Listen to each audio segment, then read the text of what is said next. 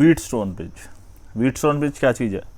ये एक अरेंजमेंट है, एक साइंटिस्ट थे हमारे, ठीक है ना, तो ब्रिटिश एक फिजिस्ट थे सर चार्ल्स व्हीटस्टोन 1843 के अंदर, ठीक है। उन्होंने एक कंसेप्ट दिया, उन्होंने ये बताया कि भाई मान लो कि ये 4 रेजिस्टेंस एक ये इस हिसाब से, आपको समझ में आ रहा है क्या मैंने अरेंजमेंट बनाई है, ठीक है। मान लेते हैं कि ये रेजिस्टेंस है, इसी रेजिस्टेंस की ये समझ लो ये है P, ये है Q, ये है R, ये है S, ठीक है। अगर और इसके बीच में मैं एक गैल्वेनोमीटर लगा दूं, ठीक है, तो करंट जब आप बैटरी को ऑन करोगे तो करंट यहाँ से चलेगा, यहाँ चलेगा, यहाँ चलेगा, यहाँ चलेगा। अगर सर्किट बैलेंस्ड होगा, ब्रिज बैलेंस्ड होगा, ये इस अरेंजमेंट को व्हीटस्टोन ब्रिज बोला जाता है।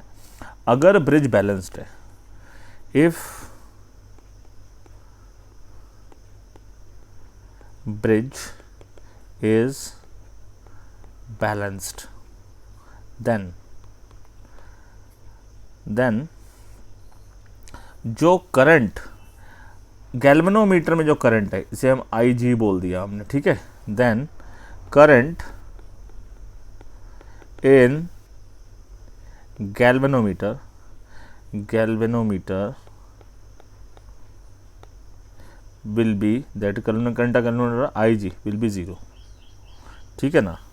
बैलेंस की कंडीशन क्या होती है?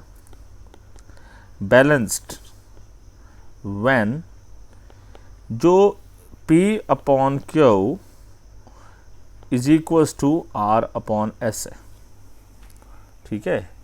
P upon Q is equals to R upon S है, मतलब ये प्रोपोर्शनल है। इस बात को ऐसे भी लिख सकते हो, और क्रॉस मल्टीप्लाई करते तो क्या बोलते हैं हम? P upon R is equals to Q upon S, ठीक है। मतलब P upon R is equals to Q upon S, ऐसे भी लिख सकते हैं, कोई फ़र्क नहीं पड़ता है, ठीक है। तो सर्किट जब बैलेंस्ड होगा तो यहाँ पे IG के अंदर करंट फ्लो नहीं करेगा, ठीक है, करंट फ्लो नहीं करेगा, ठीक है। यहाँ तक बस समझे। अब इसका फ़ायदा क्या हुआ? देखो, अगर सर्किट बैलेंस्ड है तो अगर आपको यहाँ पर 3 रेजिस्टेंस मालूम है, 1, 2 एंड 3, तो आप ये चौथी रेजिस्टेंस आराम से फाइंड आउट कर सकते हो, है ना। कर सकते हो कि नहीं कर सकते हो? ठीक है, 3 कोई भी 3 गिवन हो, चौथी आप आराम से फाइंड आउट कर सकते हो। सिंपल मैथ्स है यहाँ पर। तो ना अब इसकी कैलकुलेशन करते हैं, इसकी हम डेरिवेशन करते हैं। चलो जी, एक काम करते हैं, हम इसी डायग्राम को बना लेते हैं यहाँ पर अपने पास दोबारा है, कॉपी कर लेते हैं, यहाँ पेस्ट कर देते हैं, थोड़ा सा बड़ा बना देते हैं। चलो, अब बच्चों बात करें कि सबसे पहले यहाँ से कुछ करंट चला I1। देखो, ये सारा किरचॉफ्स लॉ का ही एप्लीकेशन है। यहाँ पर I1 चल पड़ा, I में से I2 चल पड़ा, यहाँ से IG हमने कहाँ डाल दिया है? इधर बीच में। I2 यहाँ से आ रहा है, IG यहाँ से आ रहा है। तो आप मेरे को बताओ, जो है हमने यहाँ नाम दे दो आप पहले, A से लेकर B से लेकर C से लेकर D। अब मेरे को बताओ, B से जो D आ रहा है, B से D आ रहा है, B से D आ रहा है IG, और A से D आ रहा है I2। तो D से C कितना जाएगा? I2 plus IG। इसी तरीके से B से C कितना जाएगा? I1 आ रहा था, IG चला गया यहाँ से, ठीक है। समझ आ गई मेरी बात? अब यहाँ हमने देखो, ये ऐसा भी हो सकता है और ऐसा भी हो सकता है कि भाई पहले I2 यहाँ से आया और कुछ करंट यहाँ गया, बाकी करंट यहाँ गया। तो मतलब कि समझ आ गई मेरी बात? तो ये डिपेंड करता है कि P और R जो रेजिस्टेंस है हमारी ना, दो अलग अलग, इसकी वैल्यू कितनी है, उसी हिसाब से यहाँ पर पोटेंशियल ड्रॉप होगा। डन? यहाँ तो बात समझ में आ गई? चलो जी, आगे बढ़ते हैं। अब इसको सिंप्लीफाई करो। सबसे पहले आप एक लूप ले लो, पहले एक लूप ले लेते हैं, हमारा ये नाम दे देते हैं, नाम हो गया, ये हमारी ईएमएफ लगी हुई है यहाँ पर, ये ईएमएफ है।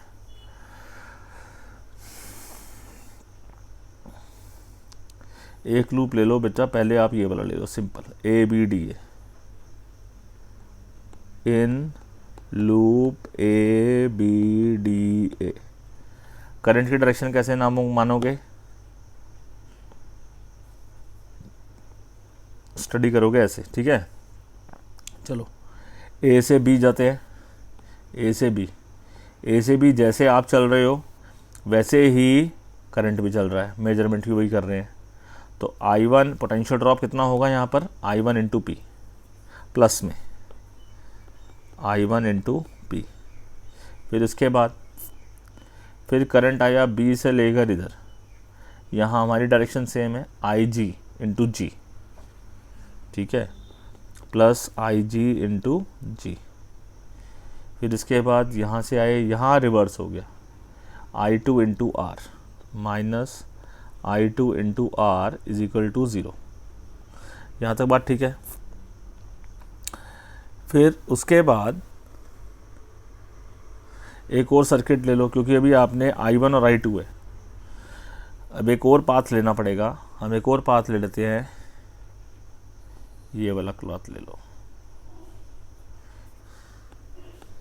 इन loop B C D B, ठीक है।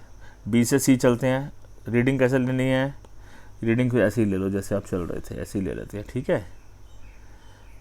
रब करना शुरू करता हूँ, बी से सी जैसे चल रहे हो डायरेक्शन ही वही है, हमारी मेजरमेंट की डायरेक्शन ही वही है। तो I1 minus IG, I1 minus IG into Q.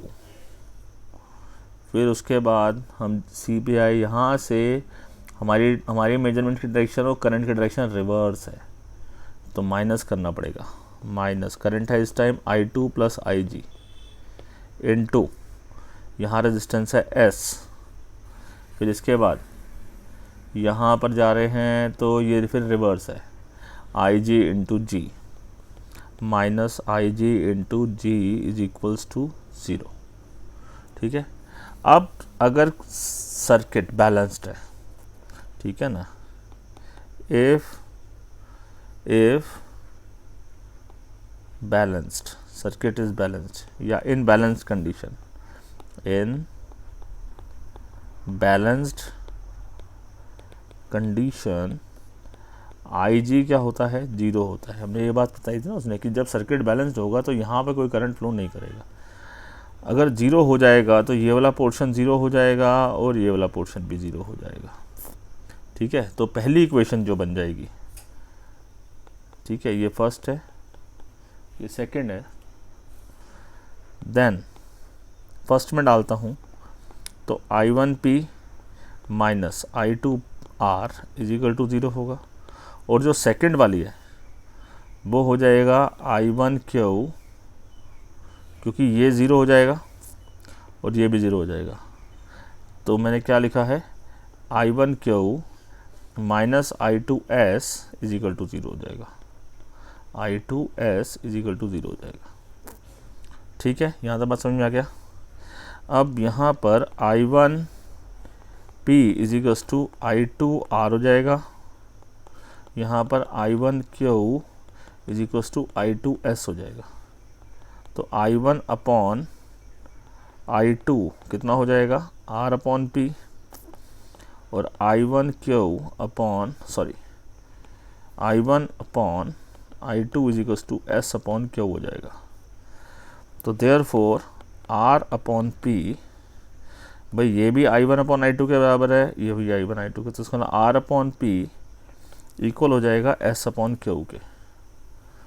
तो मैंने क्या बोला, R अपॉन P इक्वल हो जाएगा S अपॉन Q के। इसको किसी तरीके से लिख सकते हो, ऐसे भी लिख सकते हो, रेसिप्रोकल कर दो, P upon R is equal to Q upon S हो जाएगा। इसको और ऐसे भी लिख सकते हो, P upon Q is equals to R upon S हो जाएगा, क्रॉस मल्टीप्लाई कर दिया, ठीक है। तो ये हो गया हमारी प्रूविंग। लॉजिक समझ में आ गया आपको, गुड। तो ये हो गया हमारा एप्लीकेशन ऑफ किरचॉफ्स लॉ, है ना। अब व्हीटस्टोन ब्रिज आगे बहुत काम करेगा। सबसे पहले बात करें व्हीटस्टोन ब्रिज की सेंसिटिविटी। गैल्वेनोमीटर में जो व्हीटस्टोन ब्रिज जो गैल्वेनोमीटर लगा हुआ है उसकी सेंसिटिविटी जो है वो 2 फैक्टर्स के ऊपर डिपेंड करती है। पहला,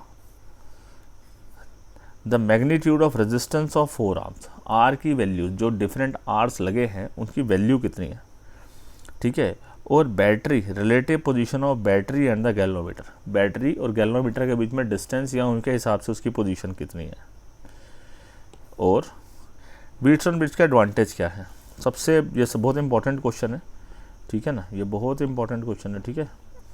सबसे पहले एक बात को समझो कि इसमें this is a null method, इसमें इंटरनल रेजिस्टेंस भी आराम से जो है कैलकुलेट करी जा सकती है। इस मेथड में कोई भी पोटेंशियल डिफरेंस नहीं होता है, कहीं भी पोटेंशियल ड्रॉप नहीं होता है, तो resistance of ammeter and voltmeter भी जो लगाए जाते हैं उसका भी इफेक्ट नहीं आता है। और जो भी हमने अननोन रेजिस्टेंस है उसकी जो मेजरमेंट करते हैं वो बहुत ही हाई एक्यूरेसी से की जा सकती है। क्लियर, बात समझ में आ गया? Wheatstone bridge is clear, good.